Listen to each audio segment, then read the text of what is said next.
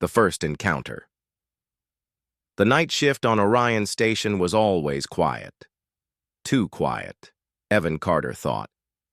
He sat at his small desk in the communications bay, tapping a pen against his logbook. Outside the large window, the endless darkness of space stretched forever. The green-blue planet below looked peaceful, almost sleepy under its swirling clouds. Evan had been here for 6 months, and nothing unusual had happened. His job was to monitor incoming signals, make sure no strange transmissions slipped through, and occasionally log a meteor shower or passing freighter. It wasn't dangerous work, but it wasn't exciting either. That night, at exactly 0217 station time, a faint beeping sound came from the outer docking bay's intercom. Evan frowned. No ship was scheduled to arrive. He leaned toward the console. Docking Bay 3. Unregistered signal detected. He grabbed his jacket and stepped into the dimly lit corridor. The metal floor panels hummed softly under his boots as he walked. The further he went, the quieter the station seemed. Even the usual mechanical hum of the air filters felt distant, as if the whole place was holding its breath. When he reached the docking bay, the heavy doors slid open with a slow hiss. The room was empty. At least it looked empty. A single overhead light flickered, casting long shadows on the polished floor. The air felt warmer here, almost humid. Then he heard it, a sound that didn't belong on a space station. Soft, rhythmic, almost like purring. Evan froze. "Hello?" he called out, his voice echoing in the stillness. The purring stopped. From behind a stack of cargo crates, a figure stepped into view. It was a girl, but not human. She was tall and slender, with silver-tinted hair that shimmered like liquid, metal under the flickering light. Her skin had a faint, pearl-like glow, and her eyes were unlike anything Evan had seen. Golden, with slit pupils, they studied him carefully, like a cat watching prey. She tilted her head slightly, as if curious. Then, in a voice that was soft but carried a strange musical tone, she said, Grrr. Evan blinked. What? The girl smiled, just enough to reveal small, sharp teeth.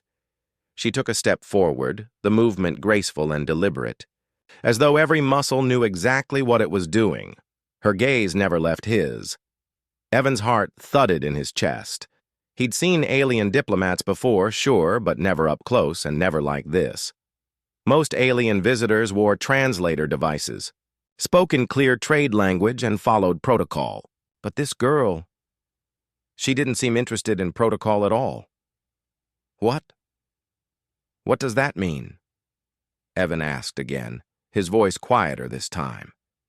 The girl didn't answer. Instead, she reached into the folds of a long, dark coat she was wearing. Her hand emerged holding something wrapped in thin, glowing fabric. The light from it was soft, almost soothing, but there was something about it that made the hairs on Evan's neck stand up. She held it out, but just before Evan could reach for it, she pulled it back and shook her head slowly, almost teasing.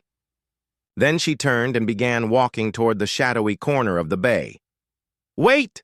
Evan called out, but his voice seemed to dissolve into the air. She didn't run. She didn't hurry. She just moved, smooth as water, until she reached the far wall. For a moment, Evan thought she would slip into one of the maintenance tunnels, but instead she glanced back at him over her shoulder. Her golden eyes glinted. Her lips curved into that same small smile, and then, as if the shadows themselves swallowed her, she was gone. Evan stood frozen. The bay felt colder now, the warm air gone. The only sound was the faint hum of the station's life support system. He took a few slow steps forward, searching the shadows where she had been. Nothing. No footprints. No sign of entry or exit. Just the empty, flickering docking bay. Back in the communications bay, he tried to log the incident, but his terminal flashed red. Access denied. Classified clearance required. That was impossible. He was the communications officer. Nothing was classified from him. He leaned back in his chair, staring at the dark screen. Who was she?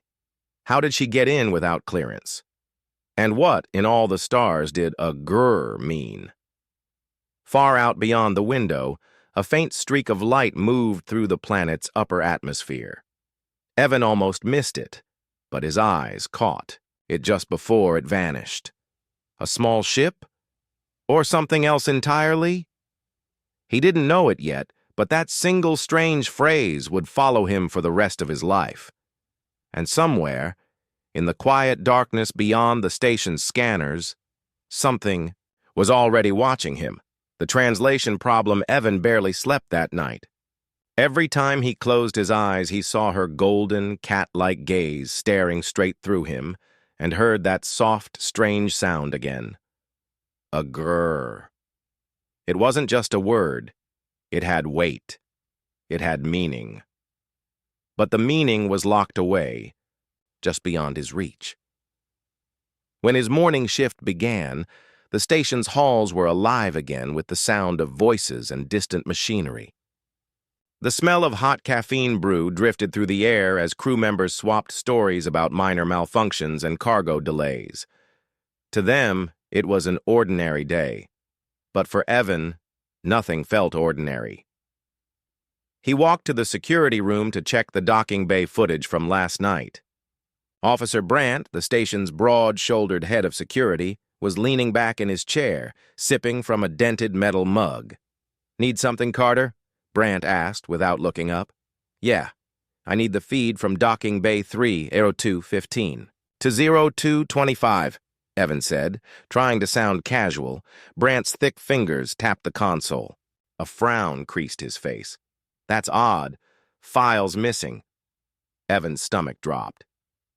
"Missing? How?" Brandt shrugged. "Could be a system glitch, or someone deleted it. Not the first time. Don't overthink it." Evan did overthink it. He couldn't stop. He left the security office and went straight to the communications bay. Sitting at his desk, he dug out his portable translator, a small egg-shaped device meant to bridge gaps between languages. He replayed the sound in his head and whispered it aloud. A grrr. The device blinked, then made a static-filled hiss. No translation. It didn't even recognize the sound as a word. It was as if her language wasn't in the system at all. That made no sense. The Galactic database contained over 400,000 cataloged languages, even extinct ones. For this phrase not to exist meant one of two things. Either her people had never made contact with any known civilization, or someone had deliberately erased all traces of them. Evan leaned back in his chair, rubbing his eyes. He didn't have time to think further because the console beeped. An unregistered presence was detected in docking bay 3 again. His pulse spiked. He grabbed his jacket and went back down. But this time, the bay's overhead lights were dimmed to a low, golden glow. The air felt warmer again, heavy with a scent like rain on stone. She was there, standing with her arms crossed, leaning casually against a wall as if she had been waiting for him. When she saw him, she smiled faintly and said it again, slow and deliberate. A grrr. Evan took a step closer. "I don't understand," he said. He held up the translator. "Can you say it again?" She tilted her head, almost amused, and repeated it. The translator clicked, hissed, and then shut off completely. The screen went black. "What? Hey!" Evan smacked the side of the device, but nothing happened. She chuckled softly, a sound that was warm and strange at the same time. She turned to walk away, but as she did, something metallic rolled across the floor toward his feet. It was a small bead, no bigger than his thumb. It was etched with tiny glowing lines that shifted like moving water. He picked it up, and instantly a surge of images flooded his mind. Jagged cliffs under a red sky, a massive shadow moving between trees, and a deep guttural roar that made his chest tighten. The images vanished as quickly as they came, leaving his hands trembling. When his vision cleared, she was gone again. No footsteps, no sound of doors opening. Nothing. Evan slipped the bead into his pocket, his mind spinning. That wasn't just a gift. It was a message. Maybe even a warning. But a warning about what? As he walked back to his quarters, he glanced over his shoulder more than once. The station suddenly felt too quiet, too still. Somewhere in the shadows, something was watching him, and he was starting to think it wasn't just the alien girl. The hidden meaning. Evan barely made it through his next shift. His mind wasn't on the console screens or the endless traffic logs from passing freighters. It was on the bead in his pocket. Every time his hand brushed against it, he felt a faint almost like a heartbeat. It was as if the thing was alive, or at least holding something that was. By late afternoon station time, he couldn't take the tension anymore. He made his way to Lab 2, where the science division worked. Inside, Dr. Kira Malik, the station's chief science officer, was hunched over a glowing display, her dark hair tied back, eyes sharp and focused. She was one of the few people Evan trusted.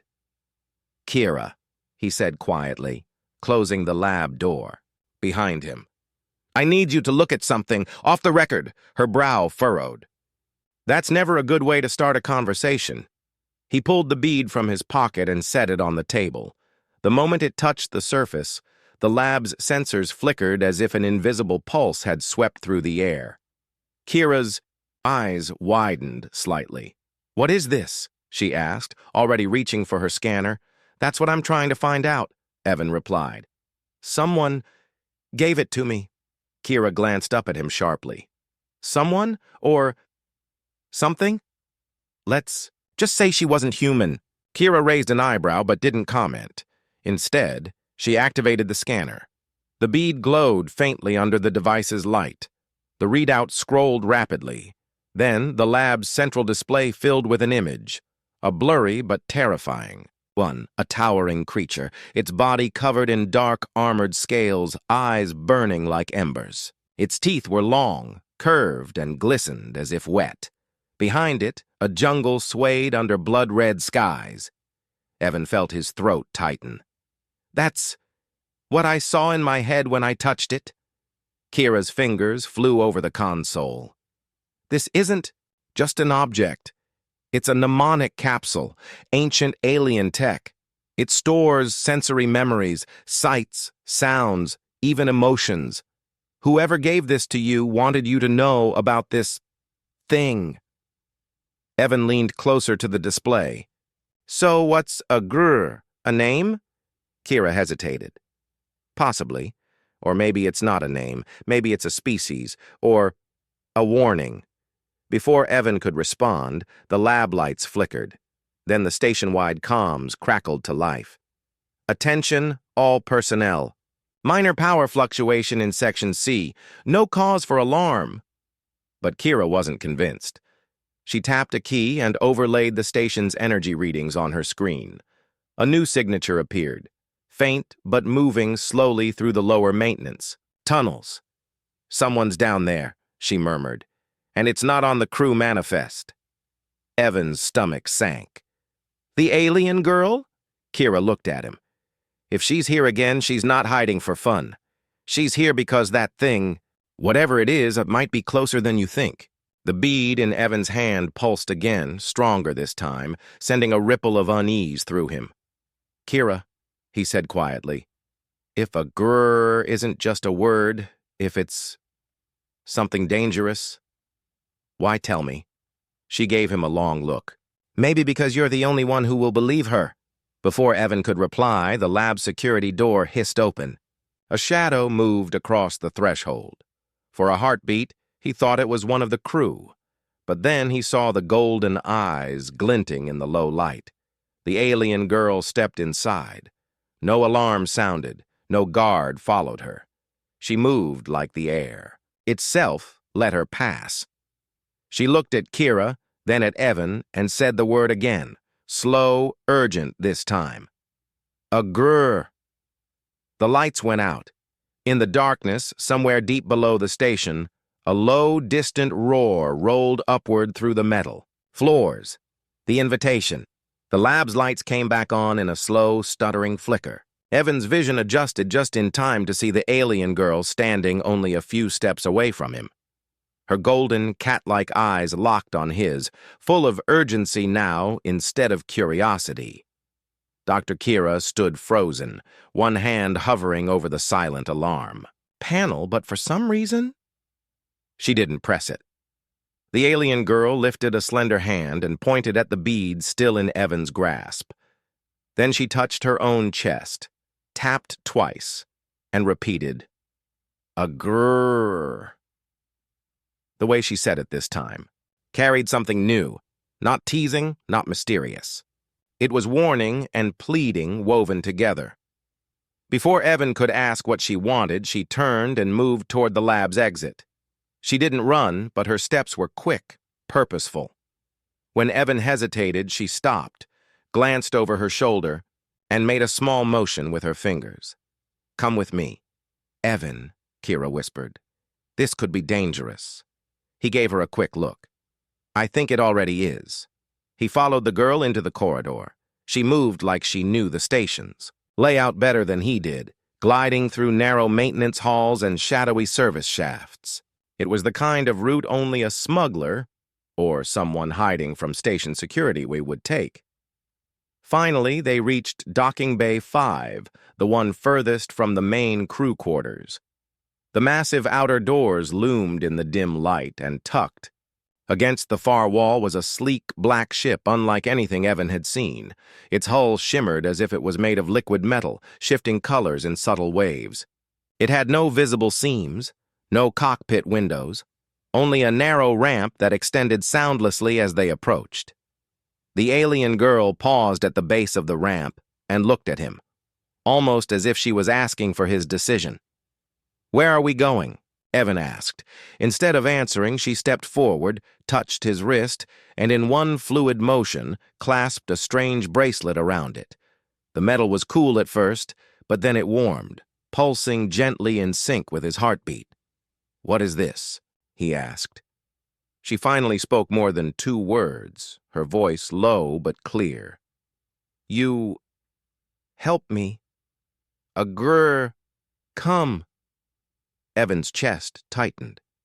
She didn't say is coming. She said come, as if it was already here. He hesitated only a moment before following her up the ramp. Inside, the ship felt alive. The walls had a soft glow, like bioluminescent skin, and every surface seemed to breathe in a slow, steady rhythm. The air was warmer here, scented faintly with something floral yet sharp, like alien spice. The ramp closed behind them with a soundless seal. Evan swallowed hard. "If you're trying to warn me, I need to know—" The ship suddenly lifted, smooth and silent. No roar of engines, no vibration. Through a translucent section of the wall, Evan saw the station falling away beneath them. The alien girl stood at the center of the cabin, touching a panel that responded to her fingertips like ripples on water. A holographic image bloomed into the air. The green-blue planet below, its swirling clouds curling away to reveal dark shapes, moving just beneath the atmosphere. One of those shapes was enormous. Evan stepped closer. "That is that." She looked at him, eyes steady, and nodded. "A grrr." The shape shifted, and for the briefest moment he saw its form, wings like stretched night, a head crowned with jagged bone, and eyes that glowed red even from orbit. Evan felt his stomach drop. This wasn't a predator. This was something ancient, something that had been waiting. The alien girl reached into her coat again, this time pulling out the glowing fabric-wrapped object she had teased him with. Before, she held it out to him. Inside the wrapping was a blade, short, curved, and made of the same shifting metal as her ship. Strange symbols glowed faintly along its edge.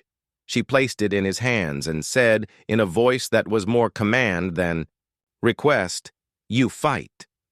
The bracelet on his wrist pulsed harder, and for the first time, Evan realized something, whatever a grrr was. It wasn't just her problem anymore, it was his. The descent. The alien ship broke through the upper layers of the planet's atmosphere without a sound. No rattling, no turbulence. Just a silent slide into thick, swirling clouds that glowed orange in the fading sunlight. Evan's stomach tightened, not from the descent, but from the sight below. Through the shifting mist, he caught glimpses of vast green jungles stretching endlessly, broken only by black rivers that twisted like veins across the surface. Here and there, ancient stone towers rose above the canopy, weathered and cracked but still standing, like the skeletons of some long-forgotten civilization. The alien girl sat in the pilot's seat, if it could be called that, her golden, eyes never leaving the controls. Her hands moved in smooth, deliberate patterns over the living surface of the console, each gesture making the ship respond as if it could read her mind. Evan tried to keep his voice steady. "Where are we going?" She glanced at him briefly. "Old place. My people call it—" She paused, searching for the right word. "The first teeth." "The first teeth?" She nodded. "Where a grrr first came." That made Evan's pulse quicken. "And why am I here?" Her gaze was calm but firm. "Because you finish what they start." Before he could ask who they were, the ship pierced through the last layer of clouds, revealing a vast clearing in the jungle. In the center stood an enormous circular ruin, its stone walls covered in moss and carved with intricate symbols. The outer edge was lined with jagged, fang-like pillars. Teeth, just as she had said. The ship settled silently onto the ground. The moment the ramp lowered, a wave of heavy, humid air washed over Evan, thick with the smell of wet earth and something faintly metallic. The jungle was alive with sound, chirps, clicks, and distant roars that made his skin crawl. Evan stepped, down onto the soil, feeling it sink slightly beneath his boots. The alien girl moved ahead, her steps light and confident, as if she had walked this path many times before. The ruins loomed larger as they approached. Strange carvings spiraled across the stone, scenes of her people and humans? Evan stopped, staring at one panel. It clearly showed human figures standing beside tall, feline-eyed aliens, both holding weapons against a massive horned beast. He called out, "These are humans! Why would—" She stopped and looked back at him. "Long ago, we fight together, but humans forget. My people remember." Evan stepped closer to the carving. The beast, etched into the stone, was unmistakable. The same monstrous shape he had seen in the bead's vision. A low rumble rolled through the ground. At first, he thought it was distant thunder. Then the vibration grew, shaking loose small. Bits of moss from the walls. Birds burst from the treetops in a frantic cloud, screeching as they fled. The alien girl's ears twitched. She turned to Evan, her voice low but sharp. "It wake!" Evan felt a cold shiver run down his spine. She nodded once, slowly.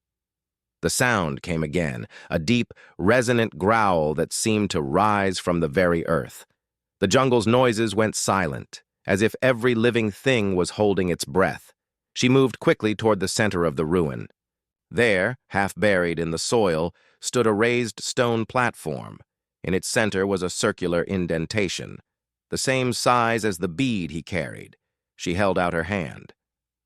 "Give." Evan pulled the bead from his pocket.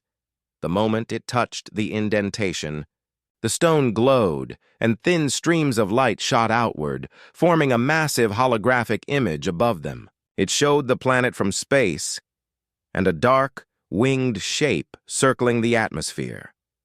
"This is where you choose," she said, looking directly at him. "Run or fight?" The bracelet on his wrist pulsed harder, as if it already knew the answer. But before Evan could speak, the growl returned. Much closer this time.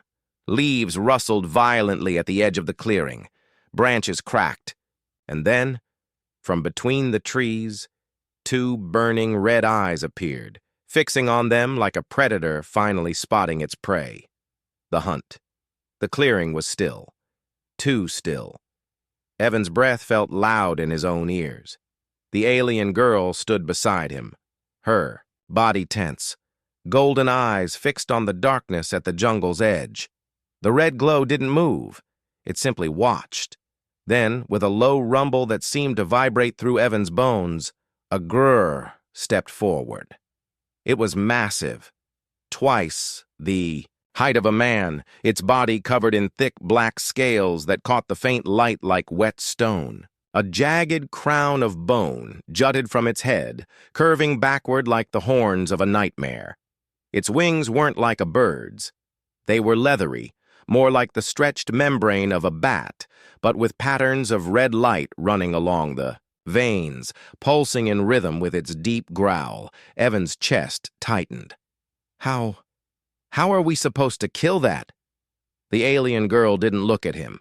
Not kill! Stop! Stop? Evan's voice cracked. You're telling me that thing looks like it negotiates? She finally turned to him, her expression unreadable. It remember your kind. Long ago, humans stand before it, and it bow. Evan stared at her. That's impossible. She didn't answer. Instead, she pulled a second bracelet from her coat, this one slightly different from his, and clasped it onto her own wrist. The symbols on her blade lit up in the same pulsing red as the veins in the creature's wings. The beast stepped closer, its massive claws sinking into the soft earth. Each step felt like it pushed the air out of the clearing. Evan's instincts screamed at him to run, but the bracelet on his wrist tightened slightly, as if reminding him he had made a choice the moment he boarded her ship. Why me? Evan asked, voice low. Her eyes softened for the first time. Because my people cannot do what you can. Only a human voice can bind it. Evan shook his head. Bind it? With what? I don't... Before he could finish, a grrr let out a roar, so deep and sharp, it felt like it tore the sound from the air. The ground shook, stone pillars cracked, and the jungle's canopy swayed violently from the force. The alien girl stepped forward, blade in hand, and shouted in her language. The creature's eyes shifted from red to a deep molten orange, its head tilted, almost curious. Speak, she hissed at Evan. Tell it to stand down. Tell it, as your ancestors did. Evan's mind raced. He had no idea what words his ancestors might have used, if this was even real. But something in the bead's memory came back to him, a vision of humans and her people standing side by side, shouting a single phrase in unison. He couldn't understand the meaning then, but now the syllables surfaced in his mind like they had been waiting. He stepped forward, heart pounding, and shouted the words. His voice cracked at first, but then grew louder, steadier, as if the jungle itself was listening. The beast froze. Its wings slowly folded. The molten orange in its eyes dimmed to a faint glow. Evan kept speaking, repeating the phrase, his voice echoing off the stone walls of the ruin. The bracelet on his wrist glowed brightly now, pulsing faster, matching his words. Finally, a grrr lowered its head, not in defeat, but in recognition. The alien girl moved beside him, her voice joining his. Together, they spoke the phrase, "One," last time, and the great beast stepped back into the shadows of the jungle. When the last rustle of its retreat faded, the clearing felt impossibly quiet. Evan turned to her, still catching his breath. "It's gone?" "For now," she said, softly. "It will sleep again, until the sky burns." He frowned. "The sky burns?" She met his gaze. "When it does, we will call for you." Evan looked at the glowing bracelet on his wrist, feeling the weight of what had just happened. He had come here by accident, by a chance meeting in a docking bay. But now, he was part of something ancient, a pact between species older than most stars. Above them, the clouds parted just enough for the green-blue light of the planet's twin moons to shine down on the ruins. The carvings on the stone seemed to glow faintly, almost like they were proud. And deep in the jungle, far away, a grrr let out one final, low growl, not of anger, but of memory. Evan knew he'd hear it again one day, and when he did, he'd be ready. The return to silence. The jungle was still again. Too still. Evan stood in the clearing, his breathing slowing, the weight of the moment finally sinking in. His body felt heavy, but not from fear. From the strange energy still pulsing through the bracelet on his wrist. It was warm now, as if it were alive, as if it remembered what had just happened as much as he did. The alien girl remained beside him, her golden eyes fixed on the dark wall of trees where a grrr had disappeared. She didn't relax. She didn't smile. She only watched, listening for something he couldn't hear. Finally, she turned to him. "It knows you now." Evan gave a small, tired laugh. "Yeah, and I'm not sure if that's a good thing or a bad thing." "It is both," she said plainly. "Good, because it will not harm you. Bad, because you cannot hide from it anymore." The thought sent a shiver through him. "So what happens now?" She didn't answer immediately. Instead, she walked toward the stone platform in the center of the ruin. She knelt and carefully lifted the bead from its indentation. The glowing lines across its surface had changed.